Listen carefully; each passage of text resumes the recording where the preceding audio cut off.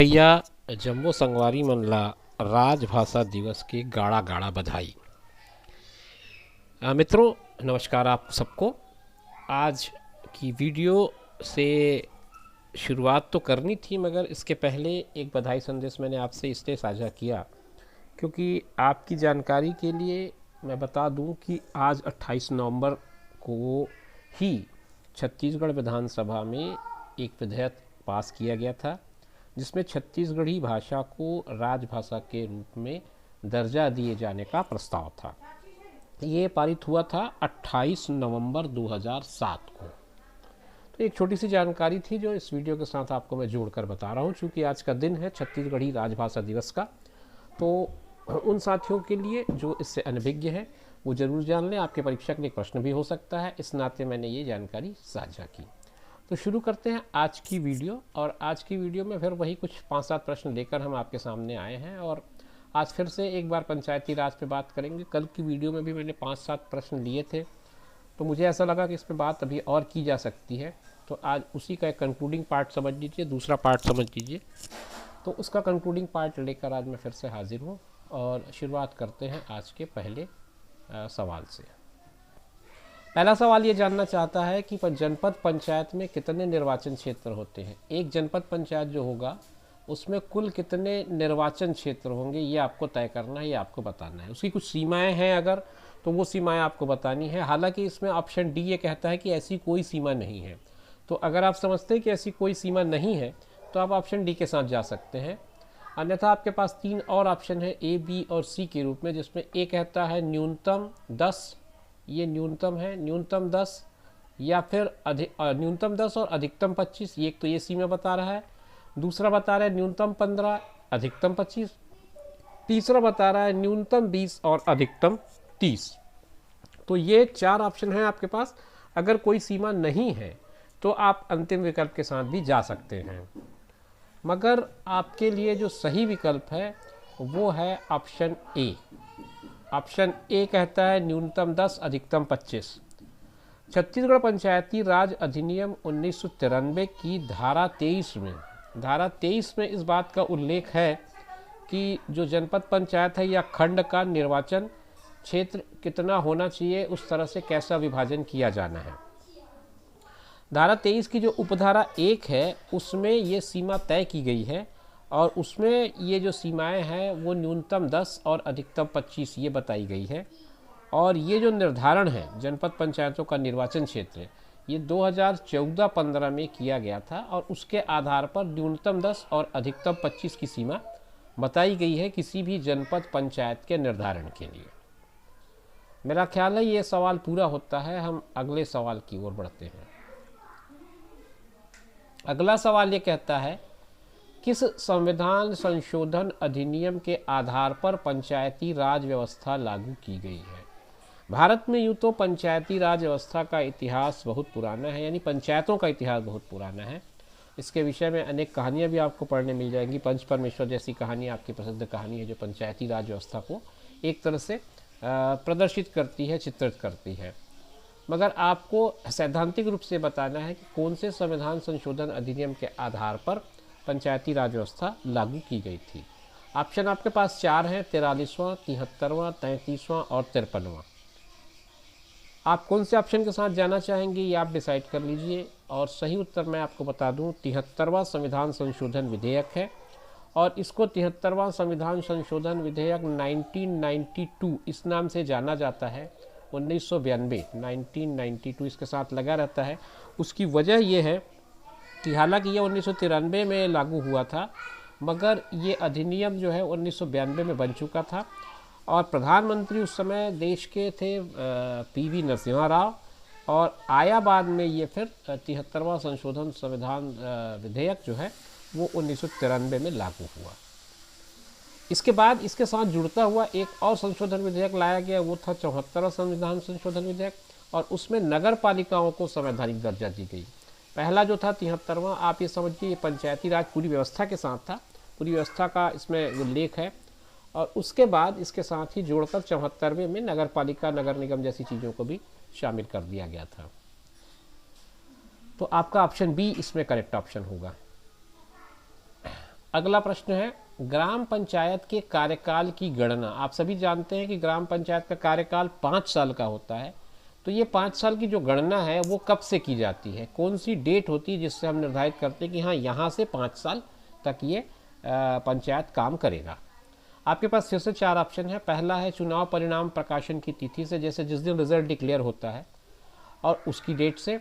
दूसरा, ग्राम पंचायत के प्रथम सम्मेलन की निर्धारित तिथि से। ग्राम पंचायत का पहला सम्मेलन कब होगा इसके निर्धारण की तिथि होती है, एक निर्धारित तिथि होती है उससे। या फिर चुनाव की तिथि से, जिस डेट पे इलेक्शन हुआ रहता है उस डेट से।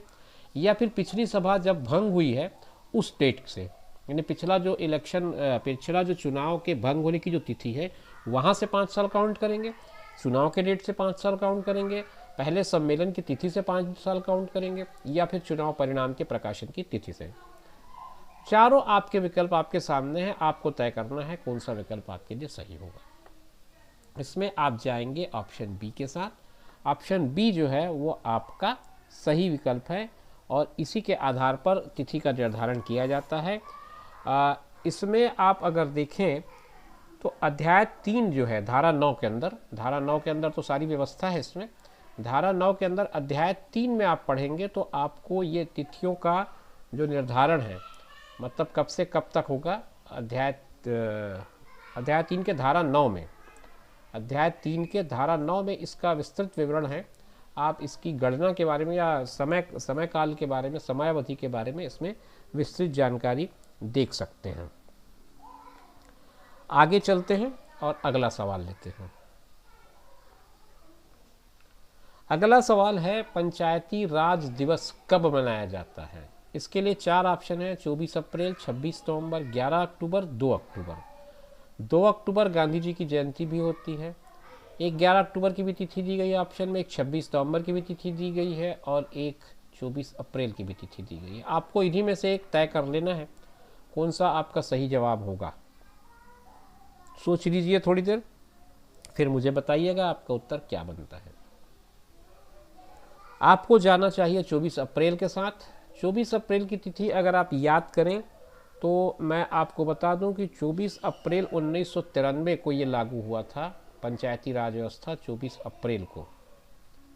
तो इसलिए 24 अप्रैल को पंचायती राज दिवस मनाया जाता है। इसका कारण केवल यही है कि 24 अप्रैल 1993 को ये जो व्यवस्था है वो लागू हुई थी, तो इस आधार पर पंचायती राज दिवस को हम 24 अप्रैल को मनाते हैं। चलिए आगे चलें, अगला सवाल लेते हैं। अगला सवाल ये कहता है कि पंच पद के लिए निर्धारित जो शैक्षणिक योग्यता है न्यूनतम कम से कम क्या होना चाहिए, इसकी कोई सीमा है अगर, तो वो सीमा क्या है। 12वीं पास होना चाहिए पंच को कम से कम 10वीं पास होना चाहिए, कम से कम 5वीं पास होना चाहिए, या कम से कम 8वीं पास होना चाहिए। ये योग्यताएं हैं न्यूनतम, कम से कम इतना तो उसको पास होना ही चाहिए, ये आपको बताना है। इसका सही जवाब है पंच के लिए आपको कम से कम 5वीं पास होना चाहिए। ये जब साक्षरता के बारे में बात हुई देश में, तब ये निर्धारित योग्यताओं में बात उठी थी और उसके बाद ये मान लिया गया कि 5वीं पास तो कम से कम हर पंच को होना चाहिए, और तब से निर्धारित शैक्षणिक योग्यता का जो बंधन है वो 5वीं पास न्यूनतम कर दिया गया। ये पंच के लिए है, और पंच से ऊपर अगर आप जाएंगे सरपंच या जनपद पंचायत या उनके लिए, तो कम से कम 8वीं पास वो है ऊपर के लिए निर्धारित है। मगर पंच की बात हो रही है, सवाल पंच से संबंधित है, तो पंच के लिए कम से कम आपको 5वीं पास होना ज़रूरी है। आगे चलते हैं, अगला सवाल लेते हैं। ये जो सवाल है आज की इस वीडियो का आखिरी सवाल है। वीडियो में आखिरी सवाल करते करते मैं आपके साथ कुछ बातें और कर लूँ। मैं लगातार आपके साथ छत्तीसगढ़ पर आधारित जानकारियों को साझा करते जा रहा हूँ। आपको इसमें कोई स्पेसिफिक टॉपिक लगता है, विशेष अगर आप इंगित करना चाहते हैं कि इस टॉपिक पे हमको वीडियो की आवश्यकता या हमें कुछ प्रश्नों की आवश्यकता है, तो आप कमेंट सेक्शन में मुझे अगर बताते हैं तो मैं उस हिसाब से प्रयास करूंगा कि उस सेक्शन के कुछ अच्छे प्रश्नों को आपके लिए लेकर आ सकूं। तो अगर आपको लगता है कोई ऐसा बिंदु है जिस पर चर्चा की आवश्यकता है, तो ज़रूर आप निसंकोच कमेंट बॉक्स में लिखिएगा। प्रश्न ये है, पंचायती राज विषय है केंद्र सूची में, राज्य सूची में, समवर्ती सूची में या फिर विशेषाधिकार सूची में। आपको मैं बताते चलूं कि संविधान की जो 7वीं अनुसूची है, संविधान की जो 7वीं अनुसूची है, इसमें 3 सूचियां हैं। एक सूची है राज्य सूची और एक सूची है संघ सूची, एक सूची है समवर्ती सूची। 3 तरह की सूचियां हैं। तो 3 तरह की सूचियों में से आपको चूज करना है। हालांकि एक विशेषाधिकार सूची इसमें ऑप्शन के रूप में आपको एक और कंफ्यूज करने के लिए डाला है, मगर जहां तक मैं समझता हूं ये इस प्रश्न के विकल्पों में कहीं पे भी नहीं ठहरता। इसमें आपको जाने की ज़रूरत नहीं है। आप इन्हीं तीनों में से सोचिएगा और आप अगर सोच पाएंगे तो राज्य सूची आपका सही उत्तर होगा। इसमें तीनों में अंतर ये है कि कुछ विषय ऐसे होते हैं जिस पर केंद्र ही कानून बना सकता है, उस पर राज्य को कानून बनाने का अधिकार नहीं होता। कुछ विषय ऐसे होते हैं जिन पर राज्य कानून बना सकता है, उसके लिए उसे केंद्र की अनुमति की आवश्यकता नहीं होती, राज्य स्वतंत्र होता है उसके विषय में कानून बनाने के लिए। और कुछ होती है समवर्ती सूचियाँ। समवर्ती सूची में कुछ ऐसे विषय लिए जाते हैं जिसमें केंद्र राज्य के सहयोग से या राज्य के साथ तालमेल करके कुछ नियम बनाता है। तो समवर्ती सूची में ऐसे कानून बनाए जाते हैं जो केंद्र और राज्य दोनों को कहीं ना कहीं एक दूसरे के साथ रिलेट करते हैं। अभी पिछले दिनों जो फार्मर्स लॉ आए थे उसमें आप इन सब चीज़ों को अगर डिटेलिंग में पढ़ेंगे तो आपको कुछ जानकारियाँ और बढ़ सकती हैं कि उसमें से कुछ क्लास ऐसे थे जो समवर्ती सूची के थे, कुछ राज्य के थे, कुछ केंद्र के थे। तो आप अगर विस्तार से पढ़ना चाहें तो भारतीय संविधान की जो 7वीं अनुसूची है उसको विस्तार से पढ़ें। 7वीं अनुसूची में इन सारी सूचियों के बारे में विस्तार से बताया गया है, समझाया गया है। तो चलिए आज के इस वीडियो का ये आखिरी सवाल था और आखिरी जवाब है इसका राज्य सूची। आप राज्य सूची में टिक लगाइए। पंचायत जो है वो राज्य का विषय होता है और राज्य ही इस पर कानून बनाते हैं। तो ये आज की वीडियो का आखिरी सवाल था। इसी के साथ आप मुझे इजाज़त दीजिए। नई वीडियो में नए जानकारियों के साथ आपके साथ फिर मुलाकात होगी। तब तक अनुमति दीजिए। नमस्कार। अपना ख्याल रखिए और उनका ख्याल रखिए जो आपका ख्याल रखते हैं। धन्यवाद।